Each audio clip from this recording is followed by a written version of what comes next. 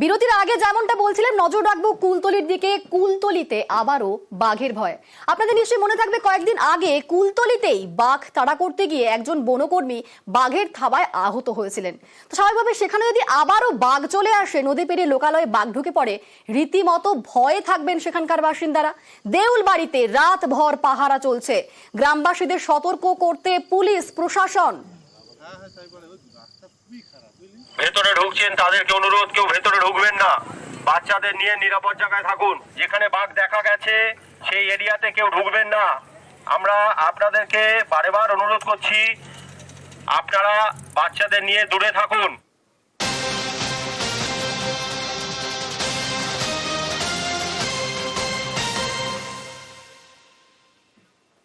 আমরা শুনলাম সতর্কতা রীতিমতো পুলিশ প্রশাসন মাইকিং করছে। তো বাঘ ধরতে তৎপর রয়েছে বন দফতর, কিন্তু বাঘের খোঁজ কি পাওয়া গেল? আমাদের সঙ্গে সেখান থেকে সরাসরি রয়েছেন প্রতিনিধি অর্পণ। অর্পণ, সকাল থেকে দেখতে পাচ্ছি আমরা সেখানে ফেন্সিং চলছে, তৎপর রয়েছে বন দফতর। এখন কি পরিস্থিতি, বাঘের কোনো সন্ধান কি পাওয়া যাচ্ছে? দেখো, লেটেস্ট আপডেট যেটা জানাচ্ছে, বন দপ্তরের আধিকারিকরা যেখানে ফেন্সিং করা হয়েছিল, যে ধানক্ষেত দেউলবাড়ি সংলগ্ন যে এলাকা এবং আমার ডান দিকে মাতলা নদী, তার পাশের যে মাকড়ি নদী, সেখানে যে ফেন্সিং করা হয়েছিল সেই ফেন্সিং এর এলাকায় বাঘ নেই। কারণ ফেন্সিং এর পরে আমি যে জায়গাটা রয়েছি, ঠিক এই জায়গায় যে গ্রাম রয়েছে দেউলবাড়ি গ্রাম, সেই দেউলবাড়ি গ্রামের পাশের যে পুকুর, সেই পুকুর পাড়ে তার লাস্ট লোকেশন পাওয়া গিয়েছে। এবং তুমি যদি দেখো তাহলে এই যে জায়গা রয়েছে সেখানে কিন্তু শক্ত মাটি, অর্থাৎ এইখানে বাঘের পায়ের ছাপ পাওয়া কার্যত অসম্ভব। আর সেই কারণেই বন দপ্তরের আধিকারিকরা তারা এখানে অপেক্ষা করছেন, কারণ লাস্ট লোকেশন আমরা যেখানে দাঁড়িয়ে আছি, দর্শকদের যে ছবি আমরা দেখাচ্ছি, এই বাঘের লাস্ট লোকেশন তারা ট্র্যাক করতে পেরেছেন। যে ভোরবেলার বাঘ এই দিকেই এসছে। তারপরে এই যে আমরা যেখানে রয়েছি যে নদীবাঁধ, সেই নদীবাঁধের আশেপাশেই তার লাস্ট লোকেশন পাওয়া গিয়েছে। এবং এই যে এখন জোয়ারের সময় মাতলা নদীতে এখন জোয়ার রয়েছে, সেই জোয়ারের যখন ভাটা পড়বে তারপরেই বাঘ ঠিক কোথায় রয়েছে সেটা কিন্তু জানা সম্ভব হবে। কারণ এই যে নদীর বরাবর যে নদীর পাড় রয়েছে, তার পাশেই হয়তো তার পায়ের লোকেশন পাওয়া যেতে পারে। তার এই নদীর এক পারে রয়েছে আজমলমারি 11 এবং তার পাশাপাশি যে জঙ্গলগুলো, বাঘের যে জঙ্গল, সেই জঙ্গলে সে থাকতে পারে, এমনটাই মনে করছেন বন দপ্তরের আধিকারিকরা। ইতিমধ্যেই তুমি দেখতে পাচ্ছ যে বন দপ্তরের আধিকারিকদের যে লঞ্চ, সেই লঞ্চ এসছে এবং এখানে রয়েছেন এডিএফও অনুরাগ চৌধুরী সহ একাধিক বনকর্তারা, তারা রয়েছেন এবং তাদের যে লাস্ট লোকেশন, সেই লোকেশনে তারা অপেক্ষা করছেন। এই জোয়ার যাওয়ার পরে, অর্থাৎ ভাটা পড়লে তার পায়ের ছাপ নির্ণয় করা শুরু করা হবে, তারপরেই জানা যাবে যে বাঘ কোথায় রয়েছে। তবে অবশ্যই তুমি যেটা জানাচ্ছিলে যে এই ঘটনায় কিন্তু রীতিমতো এলাকার মানুষ তারা যথেষ্ট আতঙ্কিত রয়েছেন। ধন্যবাদ।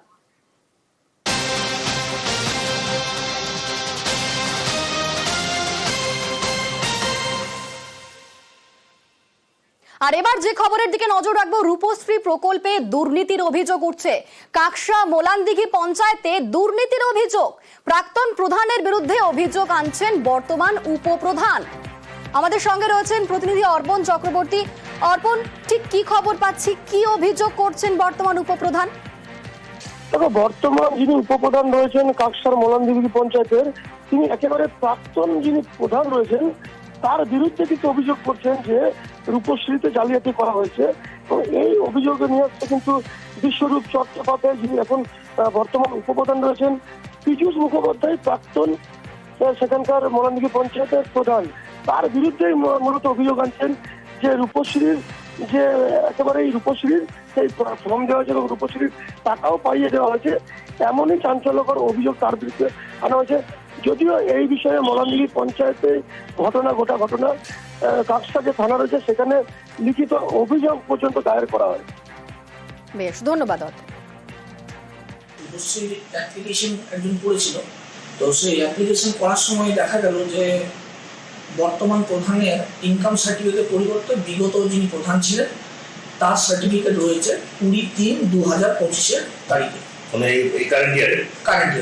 তো সেটা দেখে আমরা রীতিমতো অবাক হই। তারপরে বিষয়টা আমরা আমাদের গোচরে আসার পর আমরা বিষয়টা ভিডিওতে জানাই এবং থানাতেও দেখলেন যে আমরা কমপ্লেন করেছি।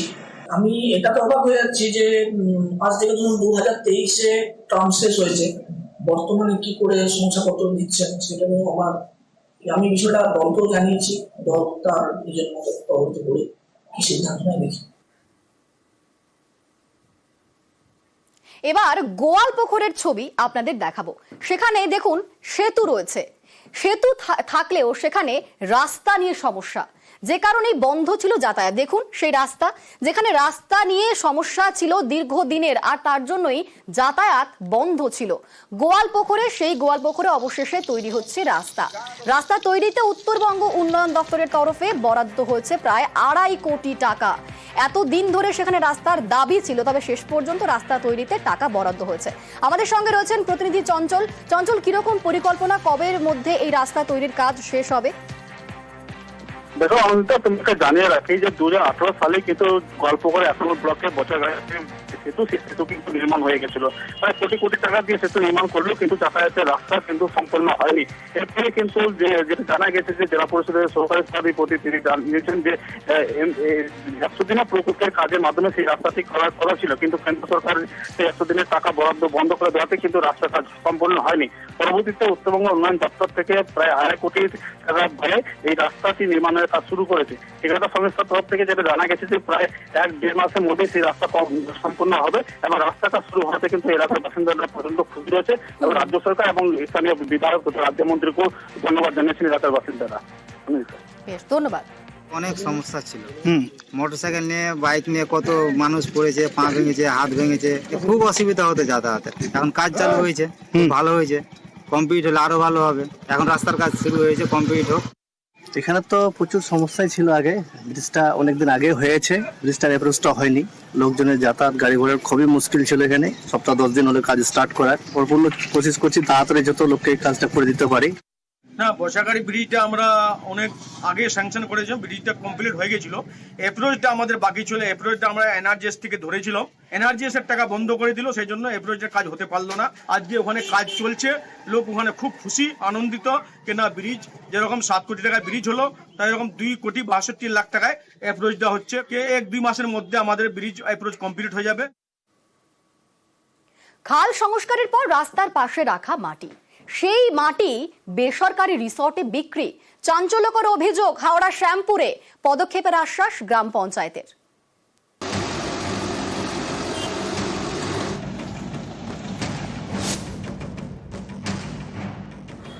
রাস্তার পাশে রাখা মাটি, খাল সংস্কারের সেই মাটি ট্রাক্টরে তুলে পাচারের অভিযোগ।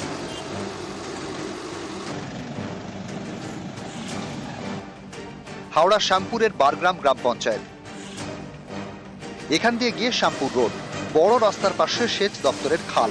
এলাকায় জল নিকাশির বড় ভরসা। বর্ষার আগে গড়চুমুক এবং বনমালী নগরের মধ্যে এই খাল সংস্কারের কাজ চলছে। খালের মাটি ফেলা হয়েছে রাস্তার পাশে, সেই মাটি বিক্রি করে দেওয়ার অভিযোগ। এর জন্য আনা হয়েছে 8 মুভার, মাটি তোলা হচ্ছে ট্রাক্টরে। অভিযোগ, সেই মাটি চলে যাচ্ছে গড়চুমুকের একটি বেসরকারি রিসর্টে। এভাবেই খাল সংস্কারের মাটি বিক্রি হয়ে যাচ্ছে।